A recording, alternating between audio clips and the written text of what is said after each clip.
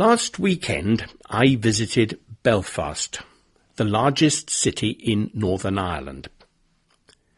When I was a child, I lived in Belfast for several years, and the reason for my visit was a reunion of the pupils who, many years ago, were in the same class at school as I was. They all looked so old. But not me, of course. You probably know about the problems in Northern Ireland between the Catholic and Protestant communities. But if you get an opportunity to visit, you should definitely go. It is a very attractive place, and the people are very welcoming. Belfast is an old industrial city, with some fine buildings and a beautiful position beside the sea. It has a long history of shipbuilding. At one time, the Harland and Wolff shipyard in Belfast was the largest shipyard in the world. The most famous Belfast-built ship was Titanic, a huge liner which hit an iceberg and sank during its first voyage across the Atlantic in 1912. Today's podcast, inspired by the Belfast shipyards, is about the word launch. Launch means to send something from the land into the sea. The traditional way of building a ship was to build it on dry land close to the sea. When the hull of the ship was finished, the ship was launched. That is, the ship slipped or was pulled from the land into the sea for the first time. There is a picture on the website of a ship being launched in Belfast in the early 1950s. It was normal to have a special celebration when a new ship was launched. The owners of the new ship would invite a very important person to perform the launch ceremony. The very important person would say something like, "I name this ship Podcast. God bless her and all that sail in her." He or she would then break a bottle of champagne on the bow, that's the front, of the ship, and the ship would slide gracefully into the water. The very important person and the owners of the shipyard and of the new ship would then go and have a nice lunch. If the management of the shipyard was feeling kind, there would be beer for the shipyard workers too. There are a few things to note in what I've just said. First, in English we have two special ways of talking about things which happened many times in the past, like the launching of a ship. First we can say used to, and I made a podcast about used to in May 2006.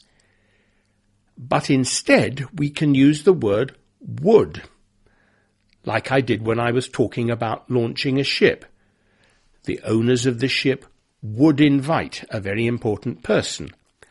The very important person would break a bottle of champagne over the bow of the ship. The ship would slip into the water, and so on. Second, I am sure that you noticed that the very important person who was launching the ship said, "God bless her and all who sail in her." Ships are she or her in English, not it. Don't ask me why, because I don't know.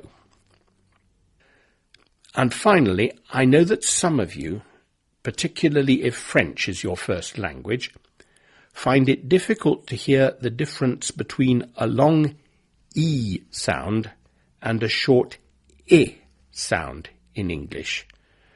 So the word slipping sounds the same as sleeping.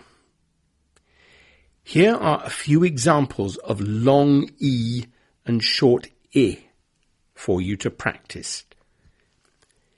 Heat, hit.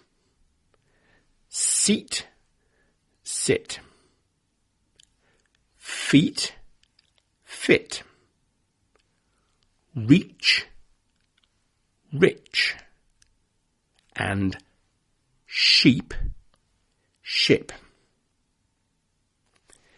Now, let's get back to the word launch. Ships are not the only things that you can launch. You can launch a rocket or a spaceship, for example. And we can use launch figuratively as well. For example, one of the clients of the company where Kevin works has produced a new sort of washing powder. It is in fact the same as the old washing powder, but it smells different, and it has a new name and new packaging. The company wants everyone to know about their wonderful new washing powder, so it buys lots of advertising time on television and has a special buy one get one free offer for the first 2 months. We can talk about the company launching the new washing powder and about its launch offer. Sarah has just written a novel. It has taken her about 10 years. Her friends are pleased that the book is now finished, because they were very bored of Sarah telling them about it all the time. Sarah's publishers want to get some good publicity for the book, so they organise a launch party to launch the book. They invite journalists and other authors and people who write book reviews, and a few minor celebrities who are always happy to go anywhere where there are free drinks. Sarah talks to the guests about her new book, and the guests all say how wonderful it is. Unfortunately, it is not a very successful book launch. The bookshops have sold only 153 copies of Sarah's book, and you can now buy it for half price. And a final example. Joanne is angry because the local authority wants to close the public library near her home. She decides to launch a campaign to make them change their mind. She contacts other people who use the library, she writes letters to the newspapers, and she organises a public meeting. And that's all about launch. In the next podcast, I will tell you how to make a nice cup of tea. Until then, goodbye.